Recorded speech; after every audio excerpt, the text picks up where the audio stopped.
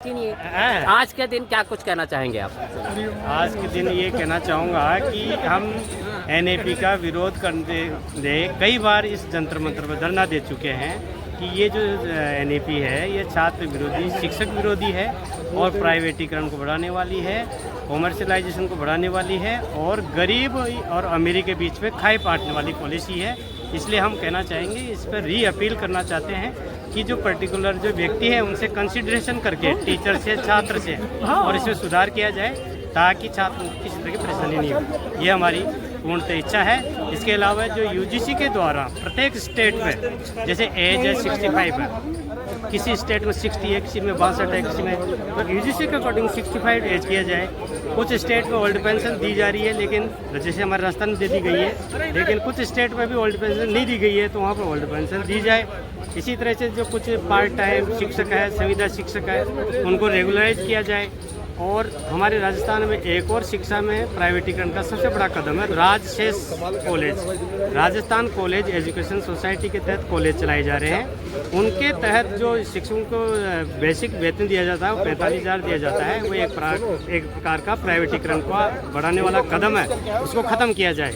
इस तरह से हमारी जो शिक्षकों की मूल समस्याएं हैं, जैसे अभी ये रेगुलेशन 2025 आया है, उसमें ये कहा गया है कि जो वीसी बनेगा तो वीसी जो पद के लिए इंडस्ट्रियल मैन भी बन सकता है, प्रशासनिक अधिकारी भी बन सकता है। तो इस बात का हम विरोध करते हैं। केवल शिक्षाविद को ही वीसी बनाया जाए और हमारी समस्या पर सरकार से हम यही विनती गौर फरमाया जाए। चलिए, बहुत बढ़िया। हम और भी लोगों से जुड़ते हैं। सर, क्या कुछ कहना चाहेंगे? आप पिछले बार भी बहुत मजबूती से अपनी बातों को रखे थे और आज एक बार फिर से आप लोग हमारा यहाँ पे इस जगह जंतर मंतर पे बार बार आना भी इस बात को इंडिकेट करता है कि सरकारें सुन नहीं रही हैं। सरकार को सुनना चाहिए। एक शिक्षक बोल रहा है, उसकी आवाज़ को क्यों नहीं सुनना चाहती हैं?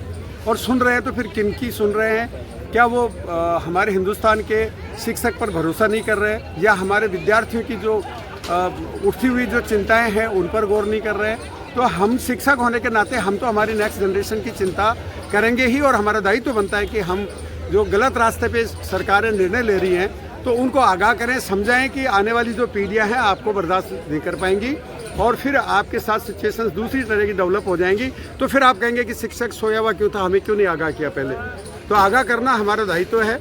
हम किसी सरकार के खिलाफ यो व्यक्ति से नहीं है, हम लोग पॉलिसी जो मेकिंग की जाती है उसके खिलाफ है। शिक्षक हमेशा सरकार की अच्छी नीतियों की प्रशंसा करता रहा है।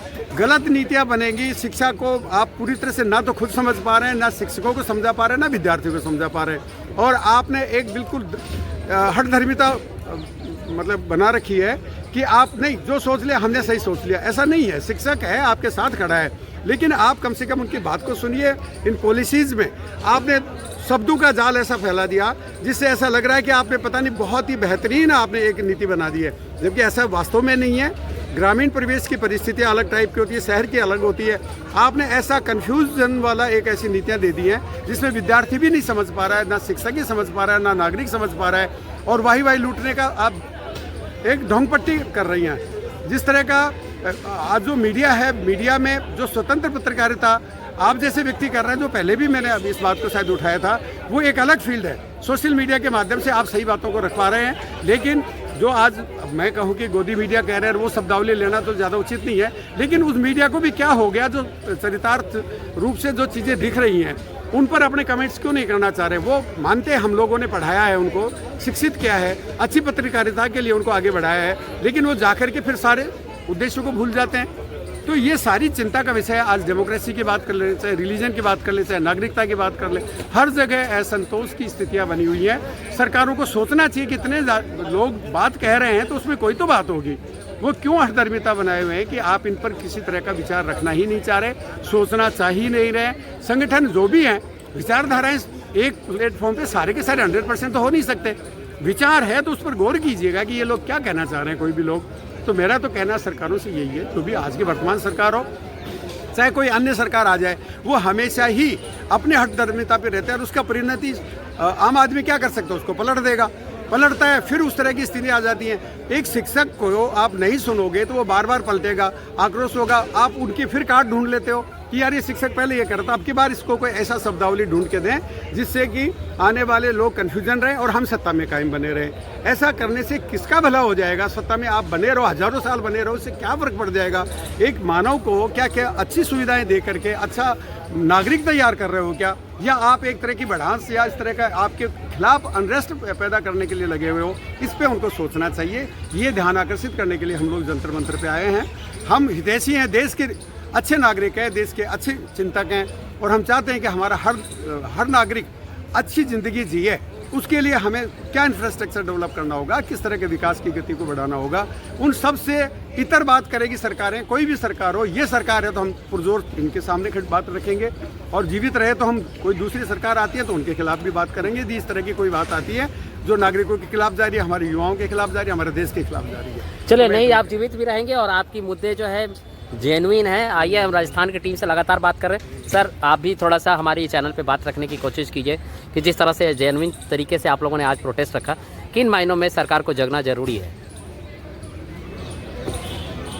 सरकार का काम होता है शिक्षा के माध्यम से विद्यार्थियों का चरित्र निर्माण करना।